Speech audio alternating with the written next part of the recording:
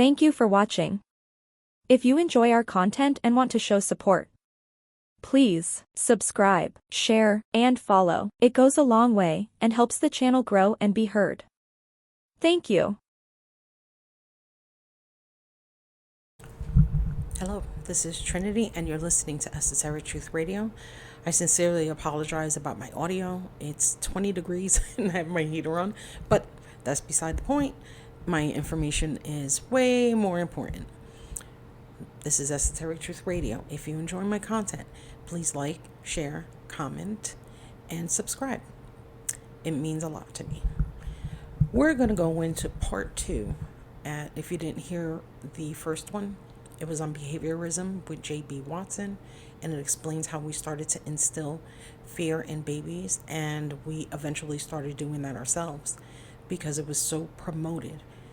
Well, it was kind of an underground scientist, but some of that seeped out. Some people made it a little bit more palatable so that we can actually start practicing in a more long-term way. But this time I want to cover eugenics. And I think this is super important because it's something that we're still doing today. So ancient times, and I'm saying ancient, but if you've seen the movie 300, this is a very important part in the beginning where they're showing a baby that they deemed not quite right, and they threw it off a cliff. And when you look down at the cliff, there's a lot of babies down there. Even the story of the bad guy in the film, he explains how his parents loved him so much, they refused to discard him. That happened in a lot of different societies. We adopted that eventually and over time. A lot of the things that are done today, we have learned from ancient civilizations. It's kind of what we do. And we start perfecting it. We get better and better and better at it. And we fail to notice. Well, it's not even that we fail to notice. We're not supposed to notice. We're not supposed to. So, let's cover a little bit about eugenics currently. There was a paper written back in 2010. Back in 2010 that actually explains how we got here. Back in the 1920s, now mind you, this is around the little Albert experiment. This is around a lot of different things that we were doing, including subliminal messaging. We were really learning. We were hammering down on controlling the people as quickly as humanly possible. We didn't care if we were giving them LSD. We didn't care if we had them jumping out of windows.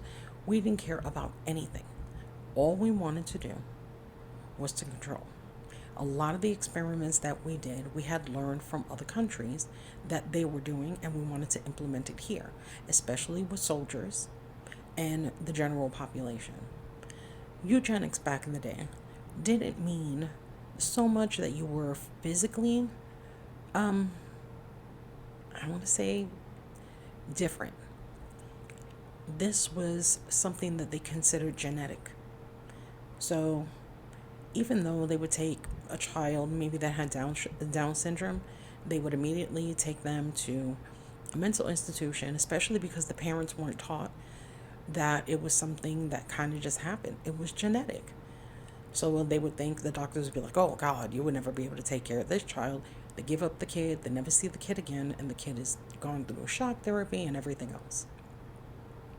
The problem with eugenics back in the day was that it didn't just go with children or adults that had either a mental disability or physical disability. They considered people that had bad eyesight. If your dad was an alcoholic, and then they say genetically you're going to become an alcoholic. If your mom robbed a local grocery store, then they pretty much figure that you're going to do the same thing. And it was really, really bad.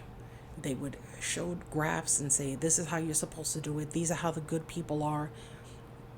But they made sure that they separated us on something that obviously couldn't be controlled. And I guess later on we learned genetics and epigenetics, which I will be covering later on. When we start seeing the separation, there was, there was a court case. Let's see, hold on. There was a court case. I had it. Okay, it was called Buck versus Bell. Now, back in 1927, when we were really, really starting to get into it, and we figured it was working, it wasn't, but we figured that it was. For every mother that came in and they considered their kid feeble minded or the R word, which I won't say here, you could be blind, bad eyesight, you could have a club foot, a deformed hand, or whatever the situation is. So they would bring the mothers in. They would find out maybe the first child did it or had it, and they would say, hey, we're going to take care of you. And what were they doing? They were sterilizing women. And I don't just mean indigenous women. I don't mean just black women or Asian women or Native American women. They were doing it to everybody because they honestly felt that the only way that we could have a better society is only if we remove the so-called bad things out of the bloodline. And I'm assuming, and this is just me, I'm assuming this is kind of going towards the Habsburgs and a lot of the English in Europe, where they wanted to be able to keep their kingdoms. So, they were getting it on with their family members, sisters, cousins, and over time they became deformed. That's kind of where that comes from. So eventually, like I said, they had really bad ailments. They weren't considering that actually a bad thing. They just didn't want to go of out of their bloodline. They just didn't want anybody infiltrating anything, especially the royal family, which we kind of see it today. I'm gonna throw in a little piece of information. Meghan Markle,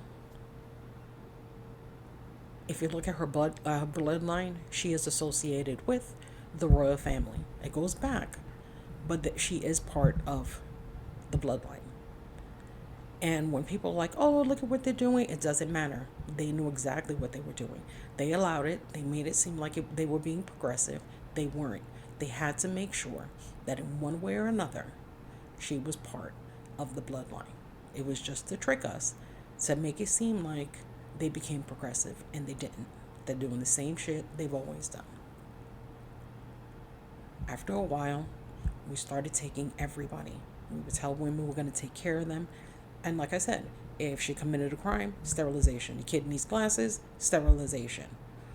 Anything. If the father was an alcoholic, or the father had robbed a store, or the father couldn't get a job, they sterilize you because they don't want you guys having a baby, and now your baby is a problem. They didn't just consider you a problem. They considered you a drain on society because you would need to be taken care of. So what they were doing was, you would have to give up your kid. Right? You would have to give up your kid. So here's the catch. If you decided to take your kid that you considered mental or physically disabled, you gave him up, you signed paperwork, and then all of the money, because you signed it, all of the money that they were getting from your child, they went ahead and used it for experiments, which they were able to pay for and which they were happy to pay for because they knew you weren't coming back. They knew that there was a possibility that, well, not even a possibility, they knew that they couldn't cure. You can't cure a missing hand. You can't cure, especially back then, a club foot. We had braces over time, but that was considered a horrible thing. They wanted society to be better, and they wanted to be a part of it. They honestly had in their brain that if you just keep doing it over and over and over again, especially sterilizing women, that the ones you don't sterilize, the ones that you keep an eye on, and the husband is successful and the children are intelligent, then your bloodline is put up, like they did in Virginia. It's put up on a board, and when you go inside, you pick and choose, or you see exactly where you stand.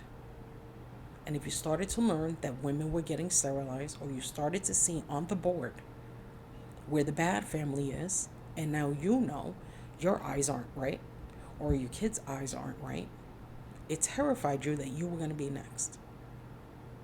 So, keep in mind that eugenics, okay, another little tidbit. Do you remember the movie Django, I think it was just Django. And there was a part with Leonardo DiCaprio, and he pulled out a skull, and he was pretty much talking about how black people's skulls and white people's skulls were different. This is obvious bullshit, but they believed it. They were taking black people and they were absolutely testing their skulls. With white people, they were testing their skulls. With apes, they were just trying to prove that they were that white people were superior, and that's always been a thing. It goes back. So I'm going to go ahead and I'm going to cover a little bit more detail. I'm going to go out of the genetics here, and I'm going to move on to the next subject where Hitler's involved. So stick around. Thank you for taking the time to spend with me. I hope you're enjoying the show, and I will talk to you soon.